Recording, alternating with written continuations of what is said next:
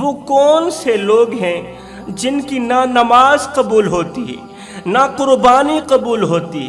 حالانکہ قربانی تو اللہ تعالیٰ کی عظیم عبادتوں میں سے ایک ہے، ان کی نہ قربانی قبول ہوتی ہے، ان کی تہجد کی نماز بھی اللہ تعالیٰ ان کے منہ پہ مار کے رکھ دیتا ہے۔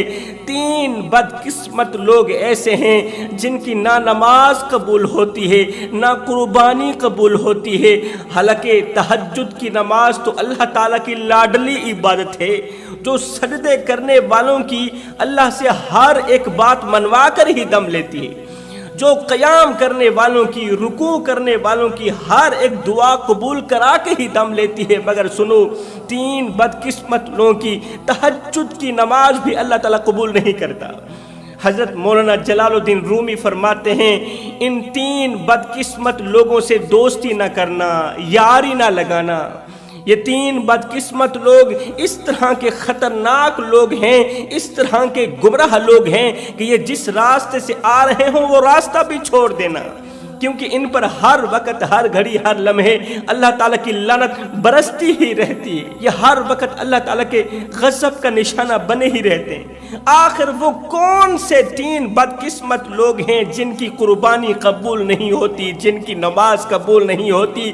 فرماتے ہیں، نمبر 1، حرام کھانے والا، سود کا کاروبار کرنے والا، سود کا بزنس چلانے والا، حلال و حرام کی تمیز کیے بغیر اپنا اور اپنی اولاد کا پیٹ پالنے والا۔ سود کے کاروبار سے اس نے بڑے بڑے محل بنوا لیے، بڑے بڑے گھر بنوا لیے، شہر میں قیمتی پراپرٹی خرید لی، گاؤں میں 2-4 مربع زمین کے خرید لیے، حلال و حرام کی تمیز کیے بغیر کماتا رہا، اولاد کے لیے اکٹھا کرتا رہا۔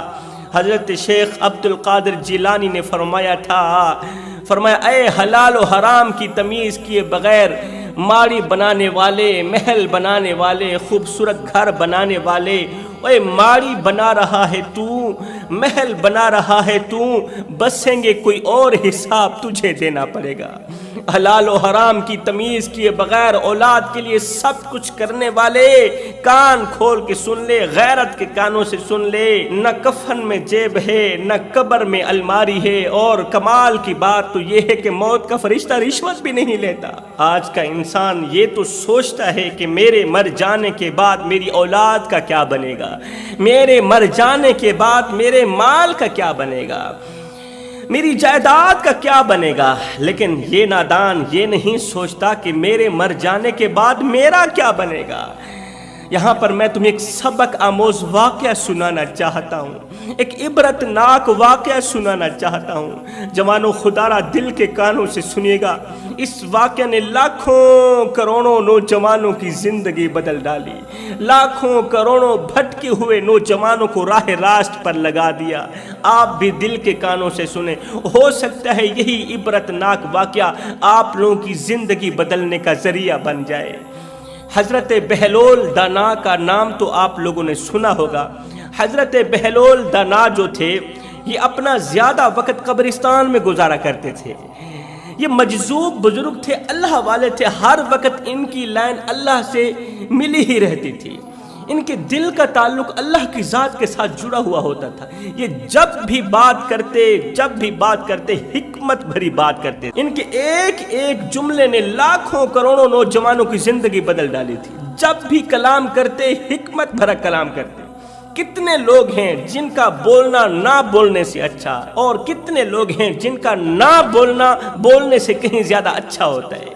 کتنے لوگ ہیں جب بولتے ہیں ہیرے موتی رولتے ہیں، اور کتنے لوگ ہیں جب بولتے ہیں بکواس کے علاوہ منہ سے کچھ نہیں نکالتے، جب بھی بولتے ہیں اپنی زبان کو گندگی کے ڈھیر میں ڈال دیتے ہیں، جب بھی بولتے ہیں بک بک ہی کرتے ہیں، جب بھی بولتے ہیں لوگوں کا دل دکھاتے ہیں۔ تو یہ مجذوب بزرگ حضرت بہلول دانا کی قبرستان والوں سے دوستی تھی، قبرستان والوں سے یاری تھی۔ اس نے اپنی زندگی کا بہت زیادہ وقت قبرستان میں گزارا۔ تو آپ کے دور کا ایک شخص تھا جو سود کا کاروبار کرتا تھا، غریبوں کے لہو سے کھیلتا تھا، مزدوروں کا خون چوستا تھا، مزدوروں کے خون سے اپنا پیٹ پالتا تھا، اپنی اولاد کا پیٹ پالتا تھا۔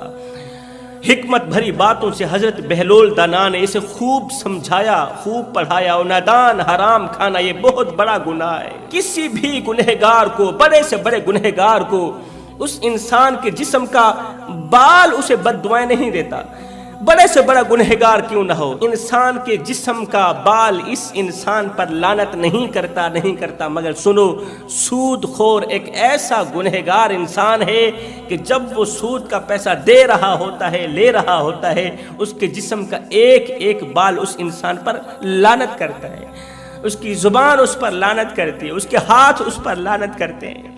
اللہ اکبر۔ قبرستان والوں کی بہلول دانا سے دوستی تھی۔ حضرت بہلول دانا اپنا زیادہ وقت قبرستان میں گزارا کرتے تھے۔ آپ کے دور کا ایک شخص تھا جو حلال و حرام کی تمیز کیے بغیر مال اکٹھا کر رہا تھا، اولاد کے لیے مال اکٹھا کر رہا تھا۔ اس کی سوچ تھی کہ میرے مر جانے کے بعد میری اولاد کو کسی کے آگے ہاتھ نہ پھیلانا پڑے، بھیک کا کٹورا نہ اٹھانا پڑے۔ اس سوچ کی بنیاد پر وہ سود کا کاروبار چلاتا رہا، مال اکٹھا کرتا رہا، کافی مال اکٹھا ہو گیا۔ حضرت بہلول دانا نے اپنی حکمت بھری باتوں سے اسے خوب سمجھایا کہ یہ جو تیرا کاروبار ہے نا، تیری قبر کو جہنم کے گڑھوں میں سے گڑھا بنا دے گا۔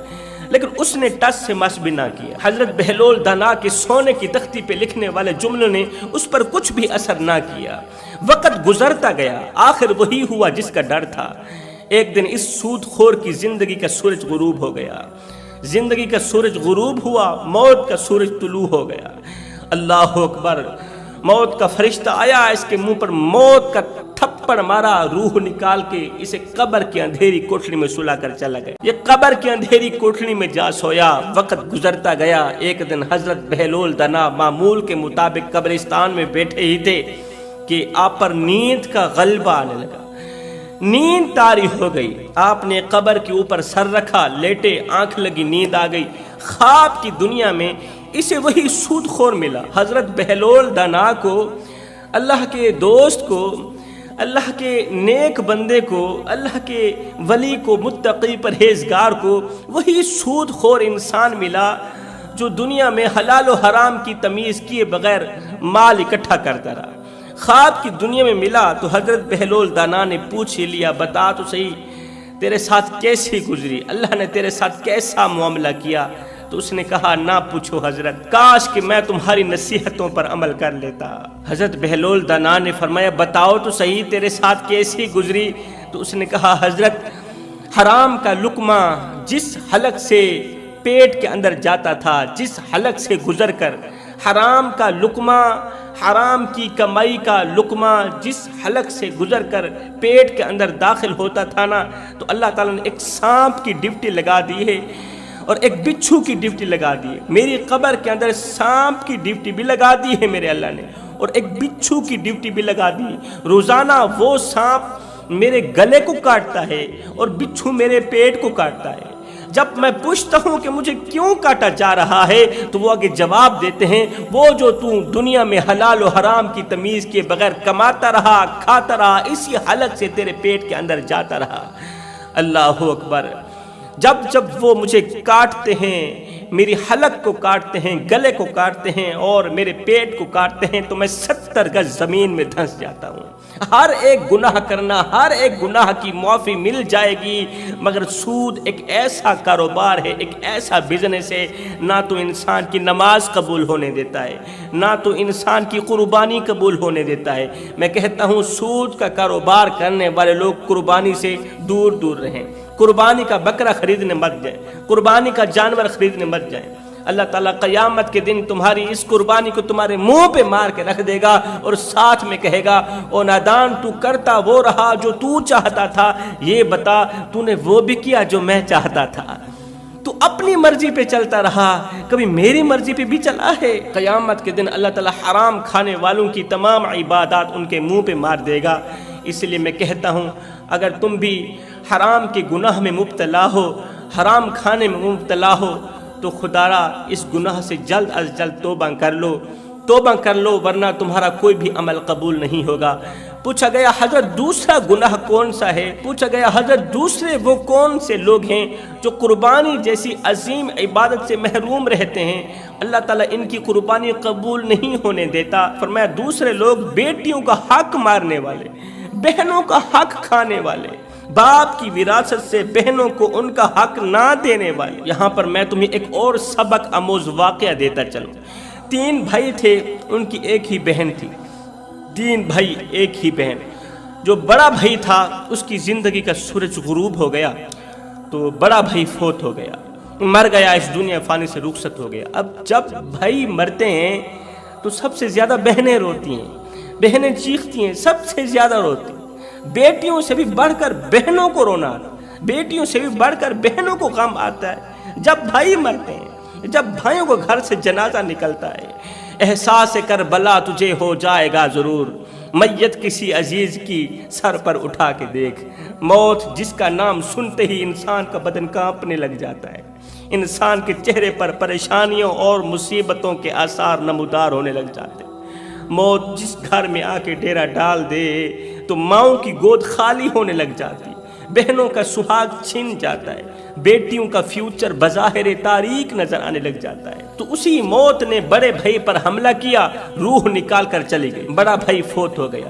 اب بجائے رونے کے، بجائے چیخنے کے، بجائے غم کرنے کے، بجائے ارمان کرنے کے، لوگوں نے دیکھا کہ ان کی بہن ہنس رہی تھی، ان کی بہن مسکرا رہی تھی۔ جوان بھائی کی موت نے بہن پر کچھ بھی اثر نہ ڈالا، جوان بھائی کی جدائی نے بہن پر ذرا بھی اثر نہ کیا۔ لیکن جب عزیز و اقارب نے اس نوجوان کی میت کو اٹھا کر قبرستان لے گئی اسے دفنانے کے لیے، تدفین کرنے کے لیے، تو لوگوں نے اس کی بہن کو قبرستان کی طرف بھاگتے ہوئے دیکھا۔ اللہ اکبر! قبرستان پہنچی، بھاگتے بھاگتے عزیز و اقارب، دوست، رشتہ دار سب لوگ بھائی کی میت کے گرد کھڑے ہیں۔ ایک بہن ہے جو دوڑتی ہوئی بھائی کی میت کے قریب جا کر بیٹھتی ہے، اس کے سینے پر ہاتھ رکھتی ہے، مرے ہوئے بھائی کے سینے پر ہاتھ رکھتی ہے اور آسمان کی طرف دیکھتی ہے۔ پھر ایک دم اس کی آنکھیں چھم چھم برسنے لگتی ہیں، رو کر کہتی ہے، یا اللہ